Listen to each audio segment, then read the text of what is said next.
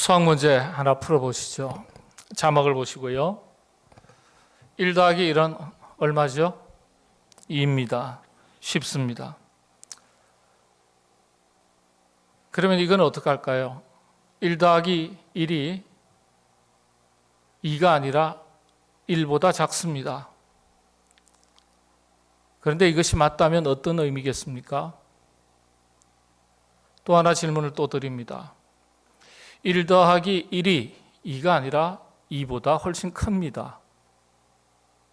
이것이 맞다면 어떤 의미일까요?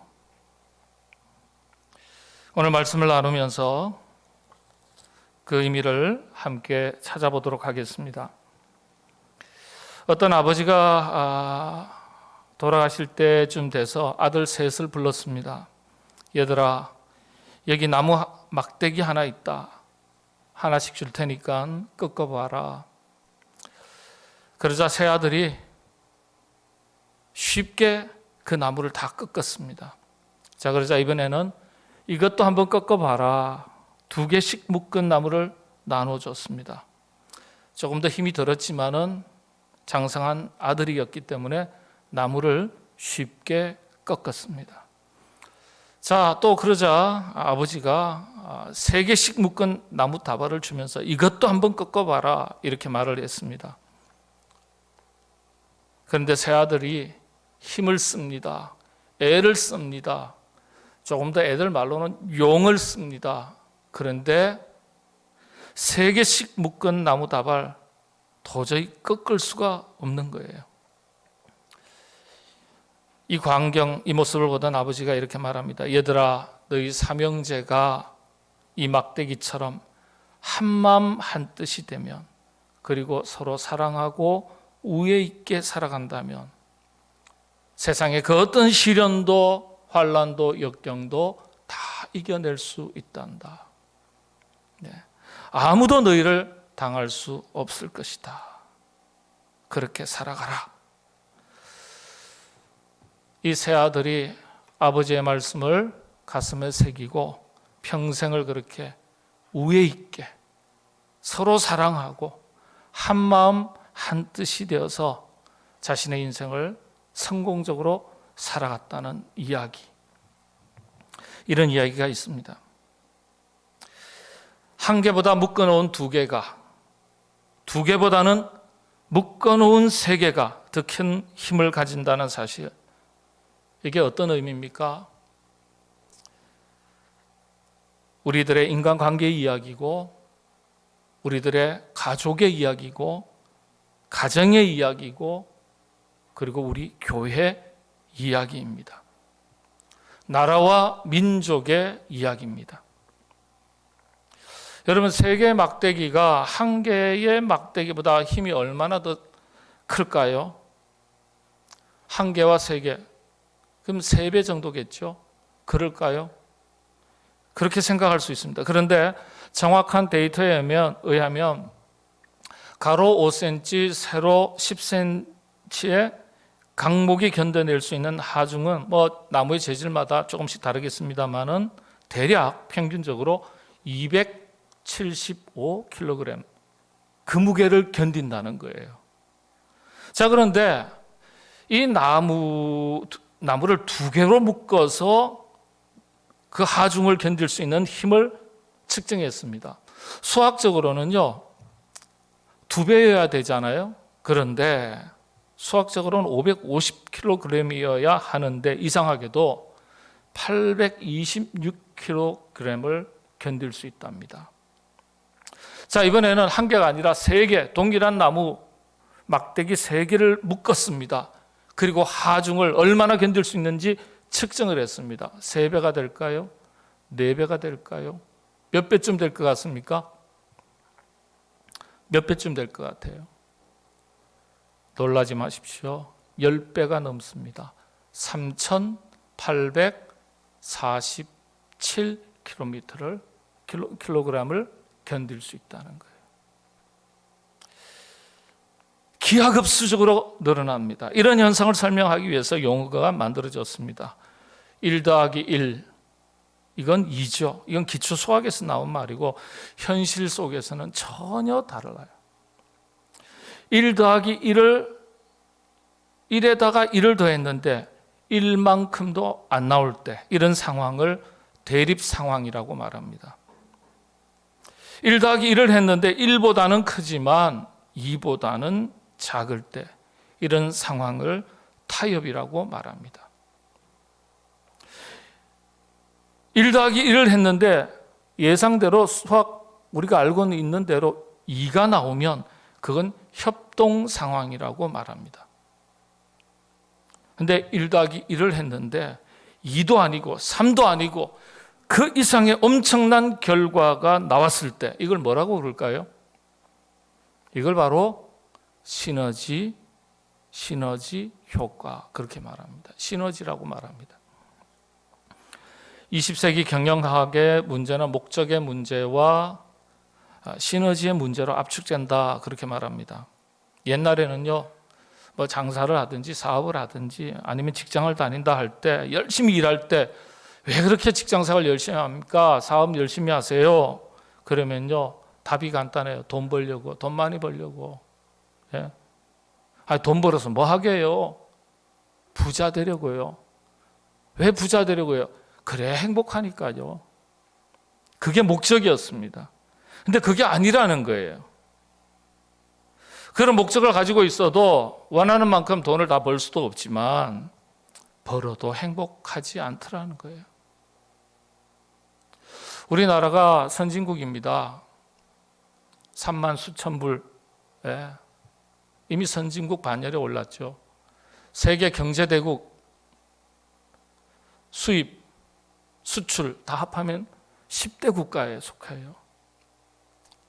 그런데 OECD 국가 34개 국가 중에서 행복지수는 32위입니다. 37개 국가로 확대해서 측정해도 여전히 34위입니다. 돈 많다고 행복한 거 아니에요. 내가 왜 돈을 벌어야 하는가? 한 차원 더 높은 목적이 있어야 되는 거예요. 거기에 맞춰서 힘을 모을 수 있어야 된다는 거예요. 이 목적의 문제가 사명의 문제로 이어지는 겁니다. 가치의 문제로 이어지는 거예요. 더 큰 목적을 이루기 위해서 더 높은 가치와 사명을 성취하기 위해서 다른 사람들을 방해한다거나 서로 대립한다거나 타협하는 그 정도를 가지고서는요, 그 목적을, 그 가치를, 그 사명을 성취할 수 없다는 거예요. 차원 높은 결과, 효과를 얻기 위해서 너와 나의 힘을 극대화시키는 시너지를 만들어내는 것, 이게 바로 오늘 경영학의 최고의 과제라는 거예요. 어떻게 하면 시너지 효과를 극대화할 수 있겠는가? 경영의 최고의 과제가 된 거예요. 그래서 이 시너지를 극대화시키기 위해서 경쟁자와도 손을 잡고 적과도 연합하기도 한다는 거예요. 적과의 동침이라는 말도 있지 않습니까? 오늘 본문에는 이런 시너지의 의미를 담긴 교훈의 말씀입니다. 특별히 인간관계라는 관점에서 적용할 수 있는 말씀입니다. 우리가 인간관계를 맺는 방법이 세 가지로 오늘 본문에서 소개가 되어 있습니다. 이게 현대 사회학이 지적하는 것과 일치합니다. 먼저 우리가 어떻게 서로를 사귀고 알아나가고 있습니까? 가장 기초적인 것이 어떤 것입니까? 인간관계에 있어서 첫 번째는요, 활동에 기초한 인간관계가 있다는 거예요. 활동에 기초하는 인간관계. 이게 무슨 뜻일까요? Activity Based Relationship이라고 그래요. 9절입니다. 오늘 본문 말씀. 두 사람이 한 사람보다 나으면 그들이 수고함으로 좋은 상을 얻을 것임이라. 함께 수고하면서, 다시 말씀드리면 같은 활동을 하면서 인간관계가 시작이 되고 확장되어 간다는 것입니다. 직장에서 같은 일을 하면서 사람을 사귀고 교제합니다. 알아갑니다. 또 같은 취미생활, 운동을 하면서 대화를 주고받기도 합니다. 또 같은 것을 함께 배우면서 마음이 통합니다. 교제가 깊어갑니다. 이렇게 함께하는 활동 가운데 기쁨이 생겨요. 그래서 좋은 결과 얻는 거예요. 수고한 결과를 얻는 거예요. 혼자 하는 것보다는 같이 함께 어울려서 하면 그에 따르는 결과가 더 좋은 결과가 있을 수 있습니다. 이게 인간관계의 기초죠. 같은 활동을 하면서 교제하고 사귀는 것, 서로 알아가는 것. 자, 그런데 이런 활동에 기초한 인간관계는 한계가 있습니다. 그 활동이 중지되면, 끝이 나면 관계도 끝이 난다는 뜻이에요. 같이 할 때는 친하지만 일이 끝나면 서로 남남이 된다는 말입니다. 그래서 이것보다 한 단계 더 깊은 인간관계 맺는 방법이 있는데요. 10절입니다. 혹시 그들이 넘어지면 하나가 그 동물을 붙들어 일으켜려니와 홀로 있어 넘어지고 붙들어 일으킬 자가 없는 자에게는 화가 있으리라. 사회학적으로 말하면 도움에 기초한 인간관계를 말합니다. 이건 이제 관계의 법칙이라는 유명한 심리학의 상담 심리학에서 이 관계, 인간관계에 대한 법칙을 이야기할 때 다루는 내용입니다. 도움에 기초한 인간관계. 첫 번째는 뭐라고요? 활동에 기초한 인간관계. 이번에는요, 도움이에요. Recovery based relationship이라고 그래요.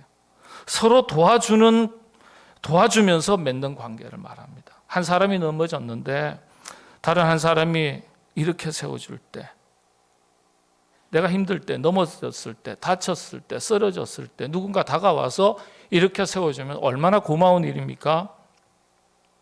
그런 일들을 통해서 인간관계가 더 깊이 발전한다는 거예요.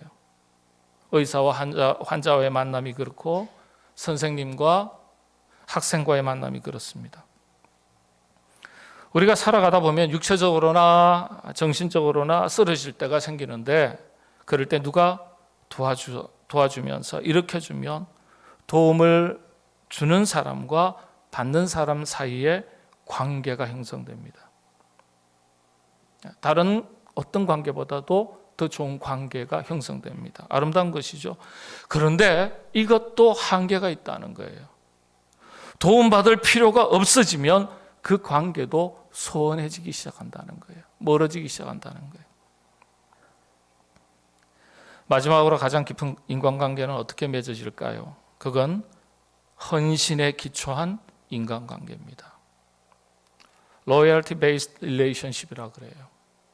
11절입니다. 두 사람이 함께 누우면 따뜻하거니와 한 사람이 어찌 따뜻하랴. 네. 한 몸이 되는 걸 말해요. 함께 누우면 따뜻하다. 한 몸이 될 때 따뜻한 거예요. 헌신이라는 게 어떤 거예요? 사랑을 기초로 하는 거예요. 자기 희생을 기초로 하는 거예요. 그래서 헌신이라는 이름 속에는 사랑과 자기 희생이 들어가 있는 거예요. 사랑 없는 헌신이 없고 자기 희생 없는 헌신이 있을 수가 없는 겁니다. 차가운 세상을 따뜻하게 만들어낼 수 있는 온기가 사랑의 연합을 통해서 이루어지는 것임을 본문은 정확하게 보여주고 있습니다. 여러분, 사랑, 우정 한번 생각해 보겠습니다. 우리가 흔히 오해하고 있는 것 중에 하나는요, 이런 사랑이, 우정이 시간이 흘러가면 자연스럽게 생길 수 있다고 생각하는 거예요. 그러나 절대로 그렇지 않습니다. 아무리 오랜 시간 같은 공간에 있었고 같이 활동을 했었다 하더라도, 아무리 많은 도움을 주기도 하고 받기도 했었어도 그 속에 깊은 사랑의 교제가 없으면, 그 속에 자기 희생이 없으면, 한마디로 말씀드리면 헌신이 없으면, 상대방을 향한, 상대를 향한, 그게 사람이든지 교회든지 이 헌신이 없으면 관계가 발전하지 않는다는 거예요. 이 헌신이, 사랑과 자기 희생이 인간관계도 발전시켜 나가는데 우리 신앙도 마찬가지라는 거예요. 믿음이 있으면 헌신이 따라오고요. 헌신할 때 이 헌신을 통해서 우리의 믿음이 점점 더 크게 자라가는 것입니다. 예수님께서 우리에게 사랑을 설명하실 때 어떤 사랑으로 설명하셨어요? 자기 목숨을 기꺼이 내어줄 친구의 사랑으로, 우정으로 설명하셨어요. 네. 이보다 더 큰 사랑이 없다. 네. 목숨을 내어준다는 것, 자기 희생이지 않습니까? 그러니까 하나님과 우리와의 사랑도 그렇고 성도와 성도와의 사랑도 그렇고요. 부모님과 자녀와의 사랑도 그런 거예요. 그래서 서양 속담에 그런 말이 있지 않습니까? 우정에는 지름길이 없다. 사랑에는 지름길이 없대요. 내가 희생하고 베풀고 섬기고 자기를 희생하고 사랑한 만큼 뭐예요? 우정이 자란다는 거예요. 사랑이 자란다는 거예요. 믿음도 마찬가지입니다. 교회도 마찬가지입니다. 성도와의 관계도 마찬가지예요. 정신과 의사 리처드 스웬슨이라는 분이 계신데, 이분이 정신과 의사니까 아무래도 인간관계에 대해서 설명을 할 때 자동차의 기어를 가지고 설명을 했습니다. 자동차에 여러 개의 기어가 있듯이 반드시 필요하죠. 저속 기어가 있고 고속 기어가 있습니다. 어떨 때는 빨리 달려야 할 때가 있고요. 어떨 때는 노멀 스피드라고 그러잖아요. 일반적으로 우리가 평상시 살아가는 삶의 방식과 일치하죠. 너무 빨리 달려도 탈진하고 너무 늦게 달리면 또 일이 안 되고요. 또 그 사람의 능력과 상황의 한계에 맞게 적절하게 잘 달리는 것이 필요하다는 거예요. 근데 이게 인간관계에서도 꼭 필요한데, 자동차에 있어서 저속 기어가 있어요. 천천히 달릴 때. 근데 이 저속 기어를 가지고 인간관계를 설명했습니다. 이 저속 기어가 다른 사람들과의 관계를 맺을 때 필요한 삶의 양태다, 그렇게 했어요. 인간관계는 서두른다고 될 일이 아니라는 거예요. 서둘러서 되는 것이 아니라 시간이 필요하고 사랑의 교제가 필요하고 자기 희생이 필요하고 헌신이 필요하고 섬김이 필요하다는 거예요. 물론 대화도 필요하죠. 그러면서 한 단계 한 단계 인간관계가 깊어져 간다는 거예요. 견고하게 다져진다는 거예요.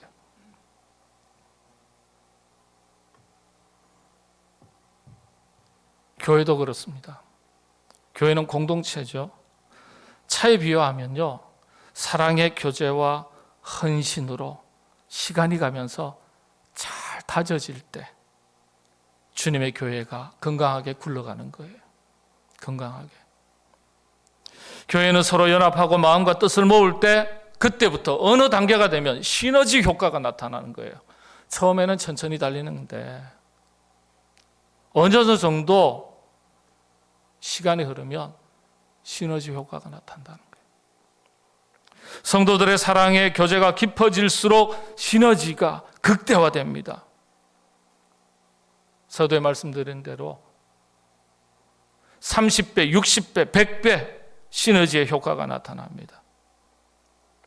두 사람이 모이면 두 사람의 그 이상의 힘이, 놀라운 영적인 힘이 생겨나는 거예요.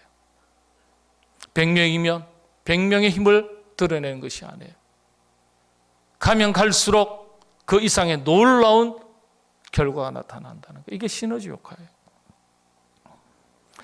시너지 효과가 극대화된 성경의 대표적인 두 가지 예를 들어드리면, 하나는 기드온 300용사입니다. 기드온 300용사 이야기 우스운 얘기가 아니에요. 그 당시에 미디안 군대가 10만 명이었습니다. 지금도 10만 명이면 어마어마하지만요, 과거에 인구수가 얼마 되지 않았던 시절에 10만 명이면요, 한 나라 한 민족을 다 멸절시킬 수 있는 어마어마한 거대한 군대입니다. 이 10만 명을 몇 명이 상대했다고요?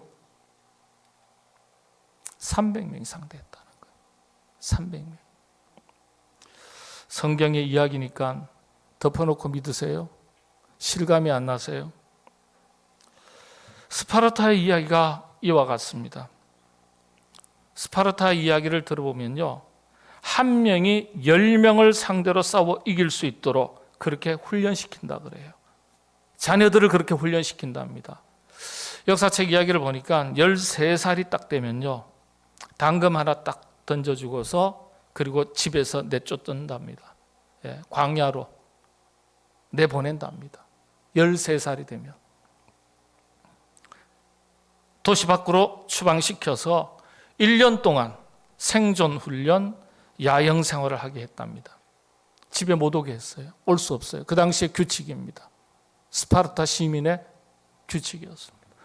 13살짜리면요, 지금 여기 있는 자녀들 중에서도 나가가지고 1년 동안 아무것도 없어요. 어디서 어떻게 자든지 먹든지 관계없어요. 당금 하나만 딱 들려준답니다. 그래서 수많은 자녀들이 죽어요.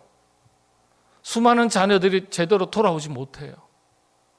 그런데도 그게 원칙이었답니다. 이런 교육 훈련 방식을 두고 생겨난 말이 있습니다. 어떤 말일까요? 스파르타식 교육이라는 말이 여기에서 나온 거예요. 스파르타식 교육.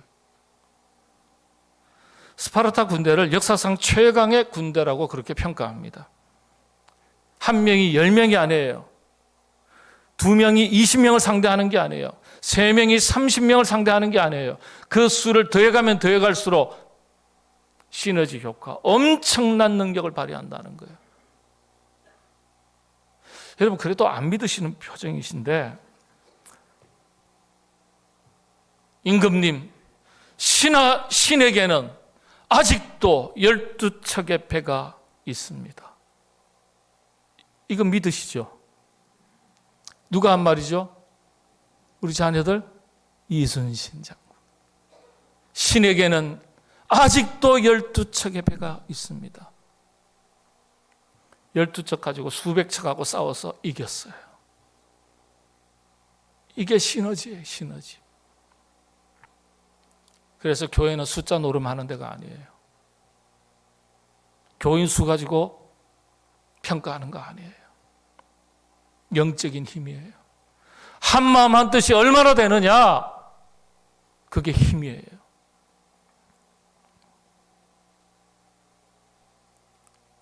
또 이야기가 있습니다. 예수님의 12제자 이야기. 예수님과 함께 세상을 바꿔나간 사람들입니다. 12명이에요. 이런 공동체, 이런 사람들이 놀라운 위대한 역사를 이루어 나가는 것입니다. 오늘 우리 교회 창립 58주년, 만 57주년. 믿음의 선배들, 선조들이 계셨기에 오늘 여기까지 올 수 있었습니다. 그들의 눈물, 그들의 기도, 피땀 어린 헌신, 그 결과로 우리가 있는 거예요. 여러분, 우리도 그래야 되지 않겠습니까? 성도가 500명, 600명, 700명 있다고 그 교회가 큰 교회입니까? 아니요. 100명이어도 1000명 같은 교회가 있고 1000명이어도 100명만 못한 교회가 있을 수 있는 거예요. 우리 교회가 기도원 300용사와 12제자와 같은 놀라운 시너지를 나타내는 공동체, 성도들이 될 수 있기를 바랍니다. 이와 같은 은혜를 우리에게 주셔서 놀라운 역사가 나타나는 교회로 날마다 든든하게 서가게 되기를 바랍니다. 설날입니다. 가정의 가족 관계도 마찬가지예요. 만나서 행복의 시너지가 날마다 더해가는 여러분의 가정, 가족들이 다 되시기를 바랍니다. 자기만을 위해서 살아가는 사람, 자기밖에 모르는 사람, 이웃도 성도도 교제도 필요 없고 하나님과의 깊은 만남도 필요 없다, 그런 마음으로 살아가는 사람들, 그런 사람들에게 오늘 본문이 말씀합니다. 10절이죠. 홀로 있어 넘어지고 붙들어 일으킬 자가 없는 자, 혹시 그들이 넘어지면 하나가 그 동물을 붙들어 일으키려니와 홀로 있어 넘어지고 붙들어 일으킬 자가 없는 자에게는 화가 있으리라. 화가 있으리라. 히브리어 원문에는 보니까요, 그는 패하고 말 것이다 이렇게 되어 있어요. 그는 패하고 말 것이다. 인생 실패한다는 거예요. 그렇게 사는 사람 인생 실패하는 인생이라는 거예요. 당장 사람들 보기에는 성공적이고 화려한 것 같지만 실패한 인생이라는 거예요. 102세가 된 노철학자 김영석 교수님의 이야기입니다. 이분 제가 사적으로도 여러 번 만나서 대화를 나누고 저희 교회도 오시지 않았습니까? 이분이 최근에 그런 말씀하셨습니다. 내가 100년을 살아보니까 나 자신을 위해 살았던 것은 아무것도 남지 않고 다른 사람들을 위해 헌신했던 것만이 보람으로 남는다는 것을 깨닫게 됩니다. 깨닫게 됩니다. 네. 마지막 12절입니다. 함께 한번 읽겠습니다. 한 사람이면 패하겠거니와 두 사람이면 맞설 수 있나니 세 겹줄은 쉽게 끊어지지 아니하느니라. 아멘. 관계도 마찬가지입니다. 헌신도 마찬가지입니다. 가정도 마찬가지, 교회도 마찬가지, 나라와 민족도 마찬가지입니다. 우리 가정이 이래야 하고 우리 교회가 이래야 합니다. 우리 나라와 민족이 이래야 합니다. 함께함이 우리에게 큰 행복입니다. 이 은혜가 풍성한 설날, 명절, 절기 되시기를 바랍니다. 기도하겠습니다. 하나님, 이 땅을 살아가는 동안에 큰 기쁨을 누릴 수 있는 행복한 절기 주신 것 감사합니다. 오늘 주신 말씀 마음에 새겨 우리 가족 사랑이 더욱 깊어가는 절기가 되게 하여 주옵소서.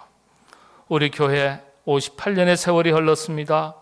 수많은 믿음의 선배들의 수고와 땀과 눈물과 피땀 어린 헌신이 있었습니다.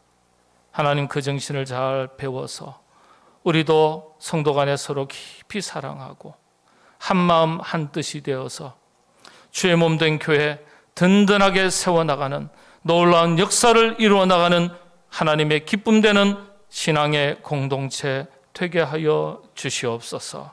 예수님의 이름으로 기도하옵나이다. 아멘.